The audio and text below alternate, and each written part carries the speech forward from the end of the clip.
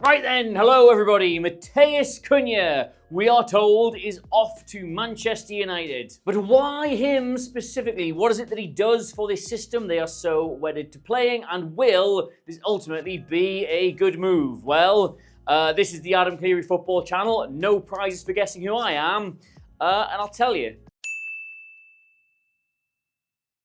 Alright, so this won't come as a massive shock, but this is a signing that is all about the system that Ruben Amorim plays. He believes completely and unshakably in this 3-4-2-1 structure. There are little variations in it, but fundamentally, this is the system he wants to play, but he's had some major problems getting it to work at Man United. Now, I'm not going to turn this into another video about why it's not working. I've done like 4 of them already, but the very short version is that it is a system so fundamentally based on very specific player profiles that despite hopes a lot of the Man United squad would be able to adapt into, they haven't. And then, even simpler than that, beneath these player profiles is based on fundamental principles about high intensity running, both on and off the ball. And Man United don't really do that either. But yes, anyway, the actual topic of the video, their first port of call in addressing this is to go out to one of their direct rivals in the race for 13th, Wolverhampton Wanderers,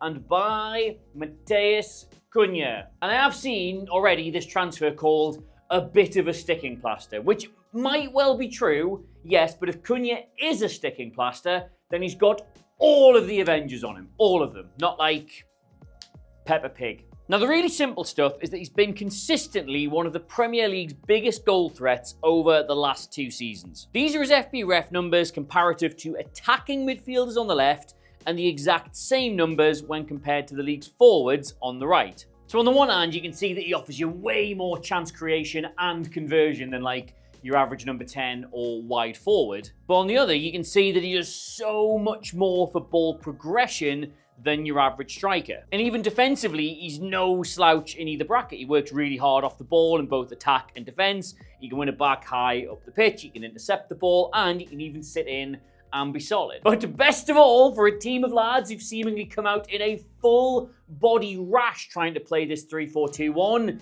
he's actually been doing it almost all season with Wolves. This is his complete seasonal heat map from last season, and you will see he has just absolutely dominated this inside left channel, like half space, neither central nor wide thing that these number 10s both have to thrive in. He's comfortable starting here, then drifting out wide to pull defenders all over the place, get on the ball himself and help create chances, but when properly supported by a wing back and letting them have the width, he comes in field, he goes directly at the goal. He plays this role exactly the way it is supposed to be played. So not only is he a ready-made fit for all the things Amorim wants a player like this to do, which is good, but he's proved already that he can do it in this specific league, which is massive.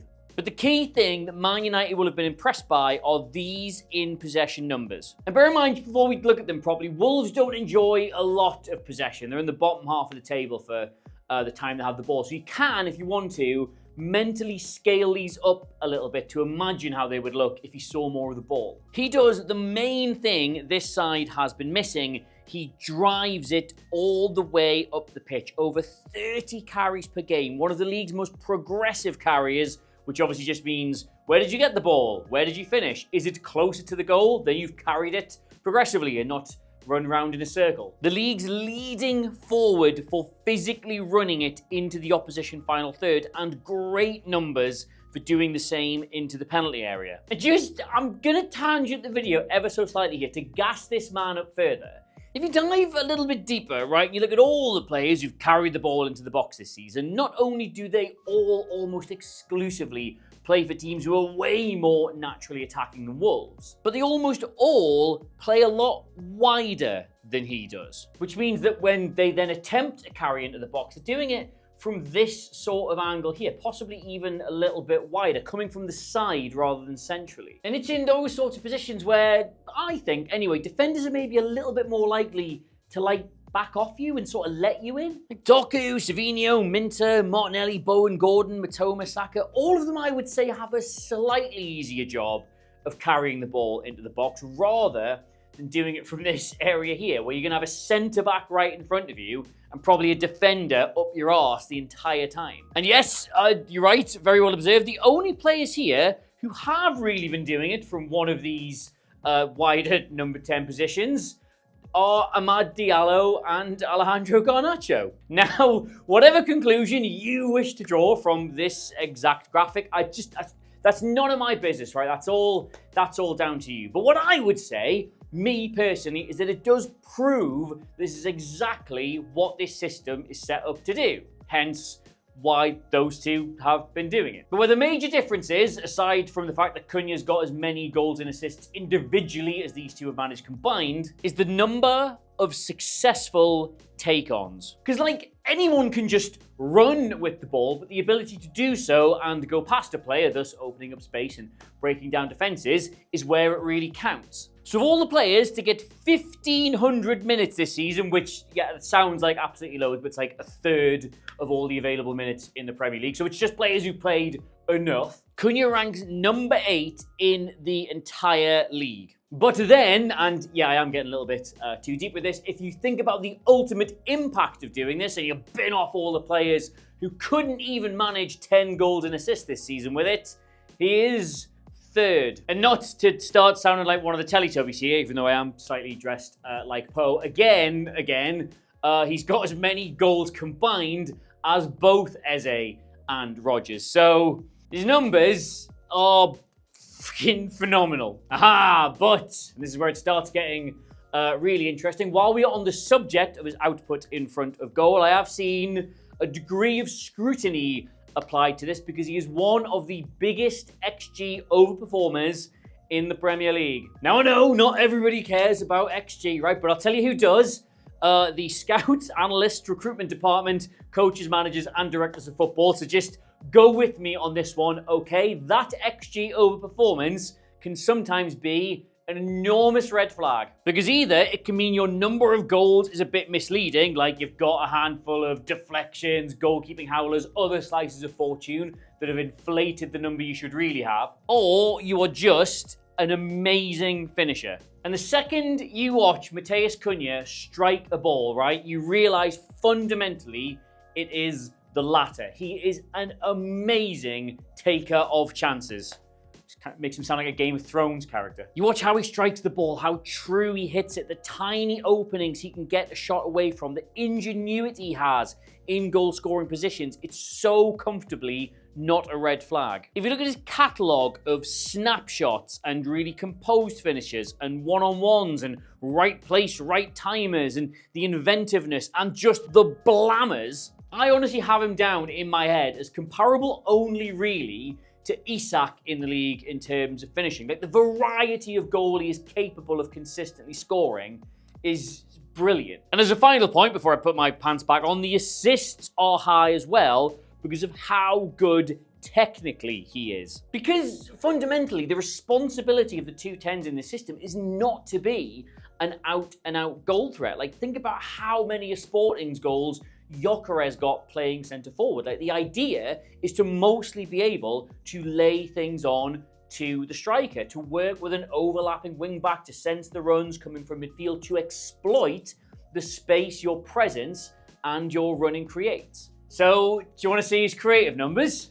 Of course you do. Key passes, which is any pass that leads to a chance being created, passes into the box, crosses into the box, through balls in behind the defense, switches of play, all as good as literally any other player in the league. And I know this video feels absolutely ridiculous. Feels like all I'm doing is saying he's amazing and he's the best, and there's very little balance to it whatsoever. When I started going through all the data, I can't remember ever seeing a transfer that feels so perfectly aligned for such a relatively reasonable fee for such a particular club. Like, in theory, this is one of the just best buys I can ever remember seeing.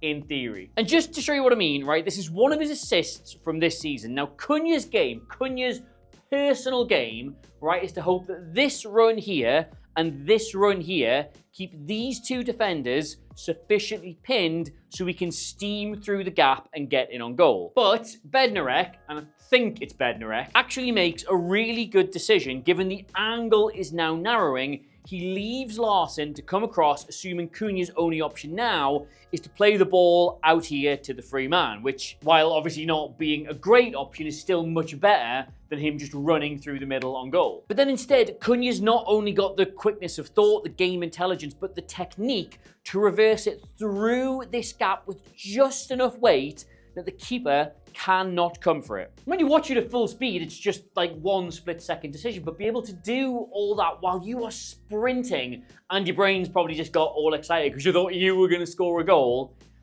There's not many players can do that, you know. That's special. He's even, and I mean, Christ, I could go on for hours here, got the CV defensively. He's never really had to dirty his hands with a high press at Wolves, but when they've had to hunker down and be solid and compact, he intercepts well, he's robust physically, he uses pace to recover anything loose. And if this all sounds like way too good to be true, then it's not. Like, you've seen him at Wolves this season. He's been absolutely sensational for 2 seasons now. There's a reason why he was in such high demand. But obviously, replicating any of that at a new club with a new manager and new teammates, regardless if it's the same system and it feels like a perfect fit for you, that is the challenge for both him and Manchester United. And there is, I'll say it at the end, potentially one quite significant downside. He thrives so much in transition, in quick breaks, in chaotic situations, that it remains to be seen if he is anywhere near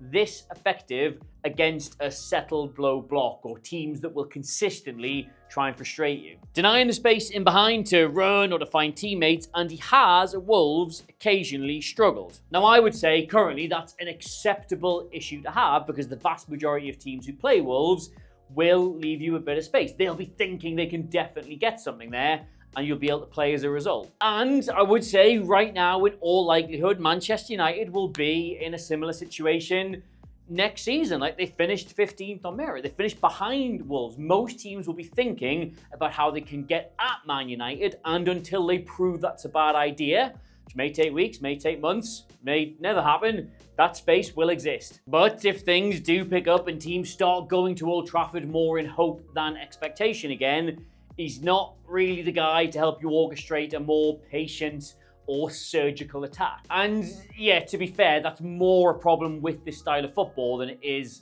the individuals playing it. Because when you base a system so much around running into space, what happens when teams deny you the ability to run into space? What does that look like when you spend the whole game camped in the opposition's third? There is a very good reason why City and Liverpool do the lowest percentage of running in the Premier League when they have the ball. But obviously, that's a problem for Champions League contending Manchester United, not the current Championship contending Manchester United. But yeah, that's it. There you go. Matheus Cunha, Man United. I think that is an absolutely unbelievable transfer. And because he had a buyout clause, they didn't even get spectacularly ripped off this time. So who knows? Better days to come, maybe. If you enjoyed this, please do consider, really think about it, subscribing to us here at ACFC, because if you smell that, that's the 100,000 subs button that I'd really want to display in the office for my own smug satisfaction. More important than any of that, though, let us know your thoughts down in the comments below. Like Man United fans,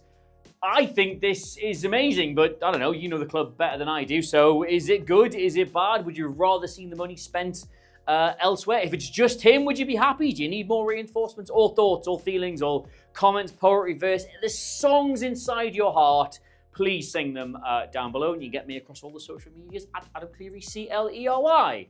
Even though I've forgotten what side I usually put that on. Not to worry though, I've had a fun time, hopefully you have too, and I'll see you really soon. Goodbye! Also, he's Brazilian. Forgot to mention that.